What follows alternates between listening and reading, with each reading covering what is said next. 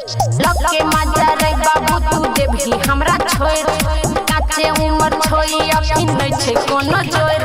अरे भाई भसान वाला गाना लगाओ ना रे, क्या बजा रहा है? मैं थोड़ा इधर ला तो। हेलो हेलो, हाँ थोड़ा आवाज बढ़ाइएगा। जी हाँ मेरे दोस्तों, हर साल की भांति इस साल भी नवयुवक सरस्वती पूजा समिति आप लोगों को हार्दिक अभिनंदन करती है और करती रहेगी। तो उठाइए दोनों हाथ और बोलिए सरस्वती माता की जय। विद्या के दाता सरस्वती माता, विद्या के दाता सरस्वती माता, विद्या के दाता सरस्वती माता। साल भर पर आती है विद्या देकर जाती है, साल भर पर आती है विद्या देकर जाती है, साल भर पर आती है विद्या देकर जाती है। कत गेला हीरे सब कियो आ मैजो, मिली मैया के मूर्ति उठा मैजो। हाँ अगर मेरी आवाज सुन रहे हैं तो राजू, मुकेश, सुनील, नीतीश सब जल्दी से आओ। कत गेला हीरे सब कियो आ मैजो, मिली मैया के मूर्ति उठा मैजो। बड़ी धूमधाम से मैया के मूर्ति भसतई रे। अरे ओ डीजे वाला भैया, कैसन डीजे लाकर रख दिए हैं? थोड़ा बेस बढ़ाइए, किसी का कमर नहीं हिल रहा है। कनी बेस बढ़ा धूम मचतई रे, आई बचतई न कियो सबे नचतई रे। कनी बेस बढ़ा धूम मचतई रे, आई बचतई न कियो सबे नचतई रे। अभी आप सुन रहे हैं सिंगर 𝐓𝐻 सिंह के आवाज में, 𝐓𝐻 सिंह के आवाज में। रेड टी शर्ट वाला छोरा रे, उधर की फराक वाली की तरफ क्या लाइन मार रहा है? इधर छोरा मार नचो, नहीं तो कमिटी चुत्तर लाल कर देगा तुम्हारा। लगाबै जो सुना गुलाल रे, सब कियो के गोरे गोरे गाल पे।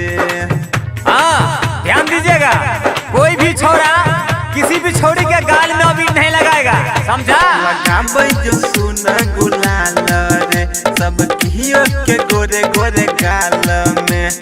बच के न चाहे कियो सुन पूजा से तो सीधा एक साल पे।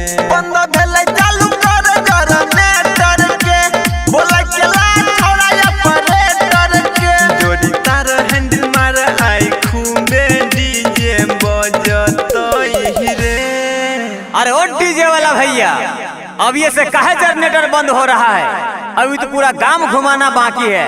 अरे ओ ऑपरेटर चालू कर जनरेटर। कनी बेस बढ़ा धूम मचतई रे, आई बचतई न कियो सबे नचतई रे। कनी बेस बढ़ा धूम मचतई रे, आई बचतई न कियो सबे नचतई रे।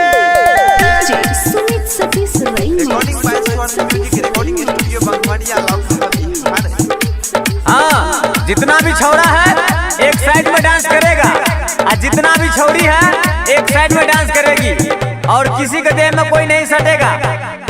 घूमे भैया पूरा गाम रे, चाहे भजे तकिया नहीं सामरे।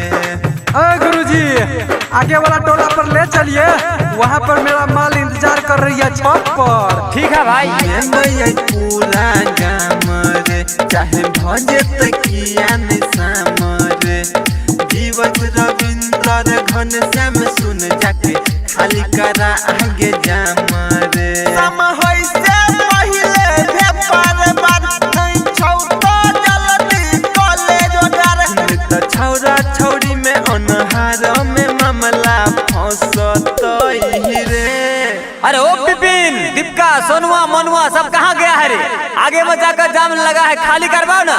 और हाँ ऑपरेटर साहब, जरा भेपर को जलाइए अंधेरा होने से पहले। कनी बेस बढ़ा धूम मचतई रे, आई बचतई न कियो सबे नचतई रे।